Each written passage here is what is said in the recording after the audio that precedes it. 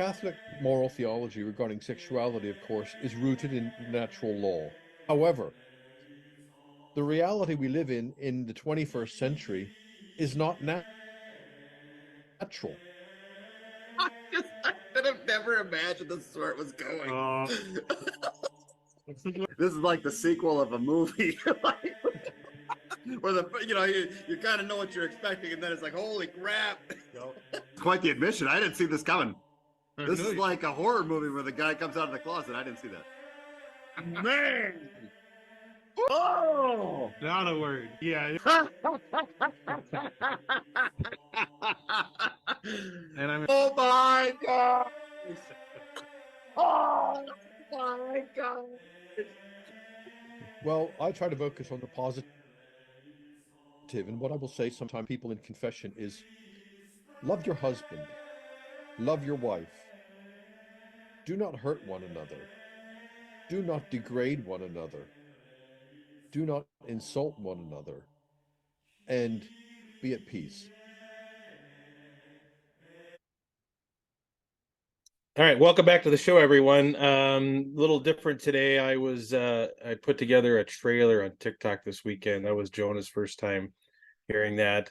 So, and also you can tell I look a little different today if you're on the video side, but I have one of the offspring with me, and this is the only way I can both keep her face out of the image and keep her entertained. So those on the video side are going to look at an AI version of me. So before I get into my story, why don't you go ahead and lead us off, Jonah? So our priest this weekend, he told an excellent story during the homily. At least I thought it was funny. So he was talking about his parents, and I guess his mom had quite a temper when he was growing up, and well, throughout her whole life or whatever. But so he was a grown man at this point. He was already a priest, and he went home for supper. And well, so basically, his dad did a great job throughout his whole life providing for the family. But one of his flaws was that he was consistently late for dinner. Especially, like, he would think he was just going to be 10 minutes late, but then he'd get working on something else, and he'd be like a half an hour late. And then his mom would get really mad and yell at him when he got home. So, and that's a pretty common thing. I think that happens a lot. And so one time at this point, he's a grown man. He's already a priest, and he was at home for supper that night, and his mom had put in a beef roast, and his dad was predictably late. So the beef roast ended up being like cooked an hour longer than normal. So, it gets pretty dry after, an extra hour in the oven.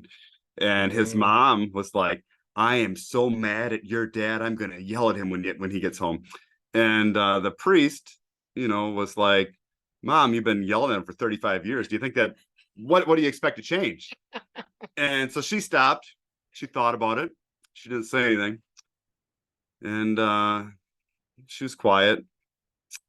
His dad came home, like an hour late or whatever. And you know what she did? She yelled at him.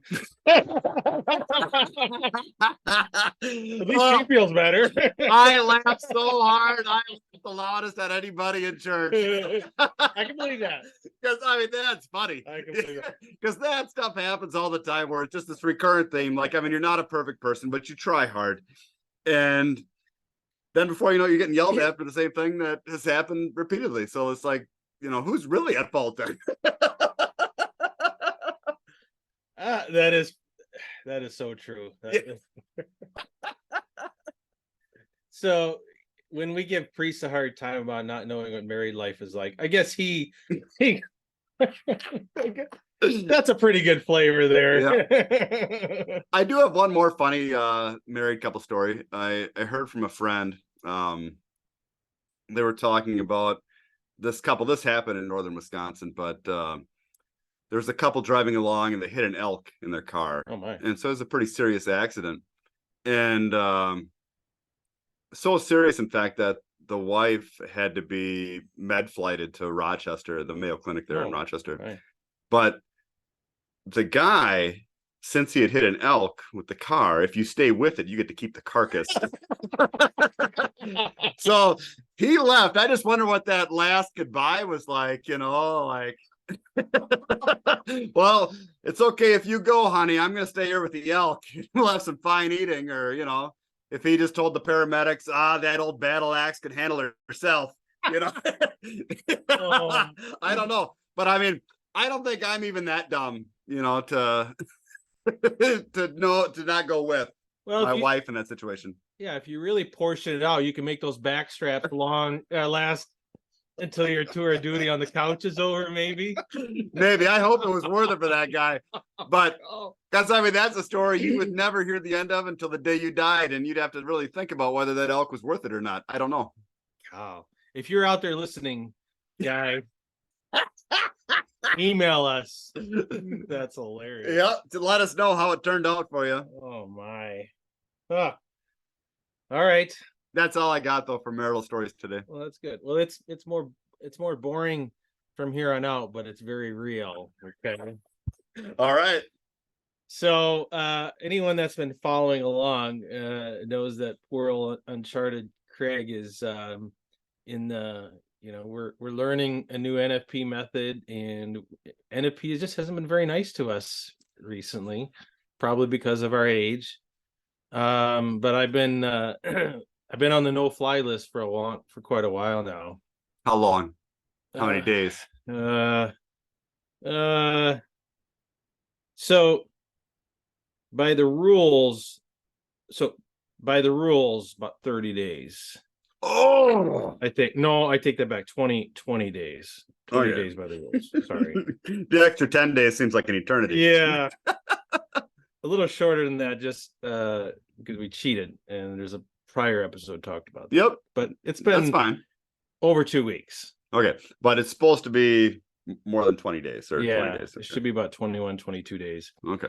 So I've been doing my best to keep things, keep myself presentable to the wife, but it's hard. PMAS is really, really hard. And I've been grumpy, probably with the kids a little bit. Now, I will say, I was thinking about this because we were deer hunting. I have a lot of time to think over this weekend. I make a lot of notes for myself. And so I want to say this first of all. The abstinence this time versus just what I say the normal abstinence, which is just because of the chaos of life. Intimacy is only certain frequency, where this is truly like we try really hard not to get pregnant, and so we're kind of in this together. Abstinence, when it's sort of forced upon you, so to speak, feels totally different than abstinence that is just because one spouse just maybe just isn't it's just not as much of a priority for them. It feels a little bit like we felt when we were engaged, like we really, really wanted intimacy and all that, but it wasn't all that challenging to say no. I mean, for me at least. So it's felt a little bit harder for her than at that time, maybe.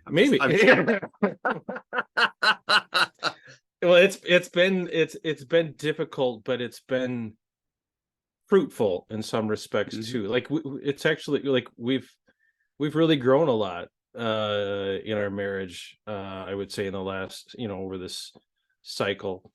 Part, I think she's she knows things now. She's sympathetic to my situation, even though there isn't necessarily anything she can do for us for me.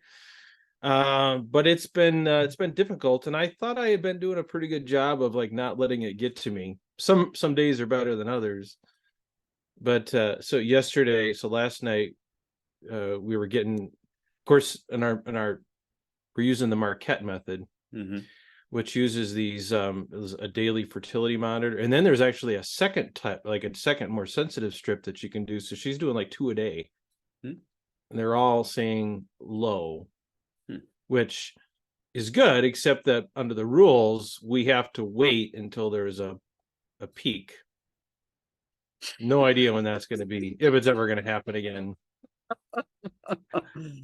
I was joking with her. I said, yeah, we'll be like 3 years from now. We're like, oh, maybe you're in menopause. Maybe we didn't have to be abstaining all that time.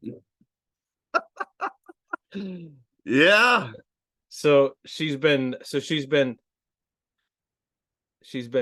asking around, and apparently this is not an uncommon complaint that people have with the Marquette method, is that it seems to be overly rigid. And apparently then she kind of got scared because like some people have gotten pregnant on it anyway, because the way the device works, this is our second, and we've been using it for like a month and a half, and it takes it a while to learn your body and your chemistry, and so it becomes, they said it takes like 8 or 10 cycles before it really figures you out. I'm like, it's an eternity. There's no way. Huh. So did she take a pregnancy test? Maybe that's too much information. She did not. Okay. I don't think we're okay. Right. That's not the issue. I don't think. We'll see. But so it's just been it's just like day after day of like double sign, low, like there's no reason except that if you cheat, tomorrow you can wake up and then it's high, and like so some people have gotten caught because it doesn't necessarily give you enough warning. It may only give you a 3 or 4 days warning from peak. Well, that it's like trying to steal second base, get thrown out. Yeah. Yeah. So that's the quandary we've been in, and so last night I was just praying to go to sleep.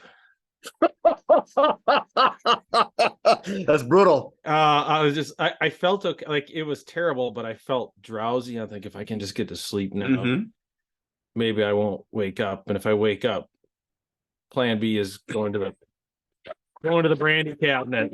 All right. Yeah. I wasn't sure what plan B was. I didn't think it was the brandy cabinet. Plan C, but plan B is the brandy cabinet. Okay. But I remember, and she was like very simple. So I said, I'm going to try and go to bed. This is like at 8:30 at night. Okay. So I said, all right, I'm going to try and get to sleep, because kids had all been asleep already. And she kind of gave me a big hug, and she was just like, she knew how hard this was. And I'm like, I don't know why I don't know why it has to be this difficult. I said, I'm really not sure we're supposed to be like, self-medicating with alcohol to get through this. Like, I don't know. So we're having this conversation, and then she started to beat herself up. She's like, what? She's like, for the last couple of days, I've been like, am I just being too selfish? Like, should we be open to having another one? I'm like, first of all, no. If anyone has earned the right to space children, it's my wife. We have 9 kids. We are getting old. 9 kids in like 20 years, right? Yeah, like so. But that's the type of thinking that our poor wives go through. Oh yeah. And so, well, and I mean, that is kind of, that is not promoted necessarily within ultra conservative Catholic circles, but it sort of is in a way. Some people want to show off how many kids they can have, basically. Yeah. Well, and I just think, again, I love every one of my kids, and I wouldn't give any of them up. And if we end up having more, I'll love them the same. Like we both feel that way, but we feel like we've kind of done our service to the church. Okay. Yeah. I'll be in my mid-60s when my youngest graduates from high school. It's tough, and so it was a really, we just kind of held each other for a long time, and but it's just, I was just like, is this really the way it's supposed to be? Like, this just seems, I agree, like a huge cross. And this is not uncommon. Like, this is very common. And especially like once you get in your 40s, I mean, it's just, everything's tougher than as far as pregnancy and just, you're getting older. Yeah. It's just more difficult. Yep. So, it was just amazing. Like she was so concerned about me and my well-being that she was open to possibly getting pregnant again if necessary. So that was probably difficult to hear because you're in a weakened state. Yeah. you don't really want to do it, but then like, Yeah. it's almost like magnets at that point. Yeah. I told her, I says, don't even give me an option, because but I said, no. I said, there is absolutely no reason at all for you to feel Yeah. guilty or to feel like we're not being open enough to life. So like you get that idea out of your head. But I said, I don't know. I said, it's just, this is a really, really hard situation to be in. And one of the other things that I was thinking about this weekend is, you know, the whole just reason for not having more children and stuff like that. You know, when you're in that situation, I think we're in that situation. Like, I think we have perfectly legitimate reasons to not be trying to get pregnant again right now, and maybe not again. Our life is like, I'm holding one of our kids. Like, we're very busy, and my wife, it's an insane burden, and we just have a lot. There's a lot that goes on between work and household and stuff like that. And for me to be slogging around at PMAS and to have that, just weight on our relationship like this, like the people that have a valid reason not to have children need intimacy more than anyone. It's true. Does that make sense? Oh, absolutely. Absolutely. Yeah.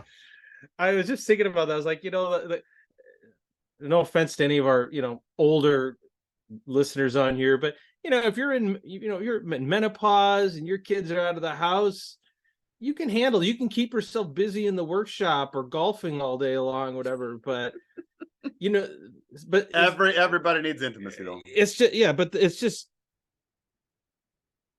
the mom that shouldn't be getting pregnant again needs a fully functioning husband as much as anyone. Yeah. And I was just thinking about that. Like, it just seems like it's flipped on its head.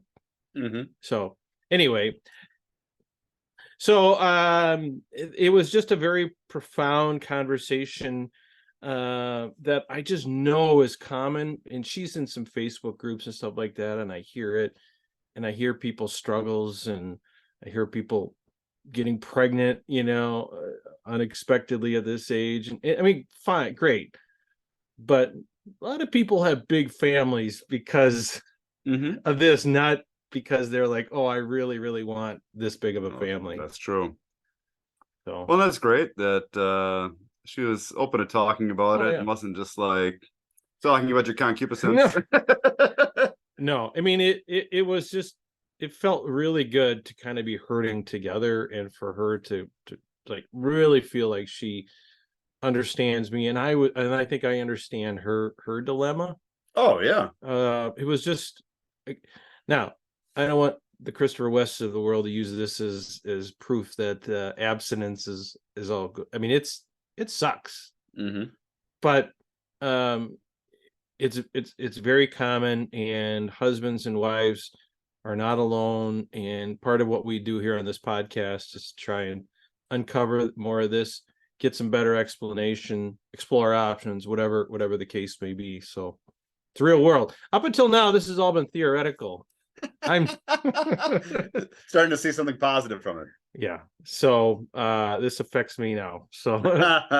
So anyway, I just wanted to share that, just because I don't know that priests and others understand just kind of how profoundly difficult this scenario can be for people that are, open to life, good Catholics, but prolonged abstinence. And I'm sure some people say that's not prolonged, but this could go on for weeks or months for us.